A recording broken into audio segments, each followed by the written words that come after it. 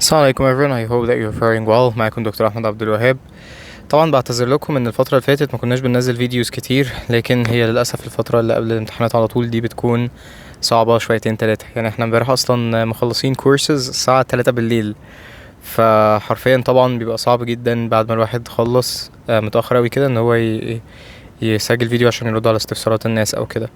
طيب النهارده احنا هنرد ان شاء الله مع بعض على سؤال مهم جدا جدا. ليه الناس بتقول ان الامريكان دبلومه او الدبلومه الامريكيه بشكل عام هي احسن نظام لدخول الجامعات الخاصه؟ الناس بتقول كده عشان بمنتهى البساطه اي requirement او اي درجه مطلوبه منك عشان تخش جامعه خاصه في الثانويه العامه، الامريكان دبلومه بتاخد نصها تقريبا بدون مبالغه. يعني ايه؟ تعالوا اشرح لكم example. مشكلة الثانوية العامة في بعض الجامعات الخاصة زي الطب مثلا وكده، هي انك انت بتبقى مطلوب let's say for example تجيب 85%. ف 85% دي بالنسبة لثانوية عامة في بعض الناس ما بتعرفش تجيب السكور ده. لو انا عايز منك 85% فانا بطلب منك تبدأ من 0%، صح؟ وتجيب بمجهودك 85%. تمام؟ من 0 ل 85%. فحد هيقولي طب ما الكلام ده بديهي، ما طبيعي اي سيستم في الدنيا كده. لا، الامريكان دبلومه ميزته بقى ان هو مش كده. الامريكان دبلومه عامه بتطلب منك انك انت افتكر بيبقى معاك درجات الجي بي اي، بيبقى معاك حوالي 40% من السكور افيلبل بالفعل معاك.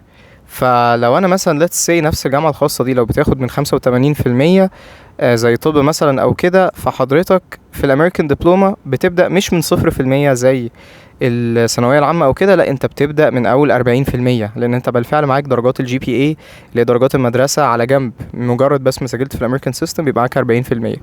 فانت كده مطالب انك تجيب 45%، بس مطالب تطلع من 45 مطالب تطلع من 40 لحد 85. تمام؟ فوايل انت في الثانويه العامه يعني باختصار هتضطر تجيب بمجهودك 80%. في الامريكان دبلومه انت مطالب تجيب 45% بس مثلا، لان بالفعل انت معاك 40% وانت عايز توصل ل 85، فهتعمل مجهود يساوي 45% بس. طبعا الكلام ده مينلي على النظام الخاص، لكن الامريكان دبلومه مش افضل حاجه في بعض الكليات الحكوميه زي الطب مثلا، وده لان هي ليها تنسيق الخاص بيها وعلى عدد اماكن قليله. فلو بنتكلم مثلا على الطب الحكومي، فزي ما كنا قلنا قبل كده في فيديوز، الامريكان دبلومه مش احسن سيستم لده. لكن لو انت عايز طب خاص او اي كليه خاصه، فالامريكان دبلومه اسهل من اي كليه بكتير جدا جدا. اسهل من اي نظام تاني قصدي، بكتير جدا جدا في انك تجيب السكور المطلوب.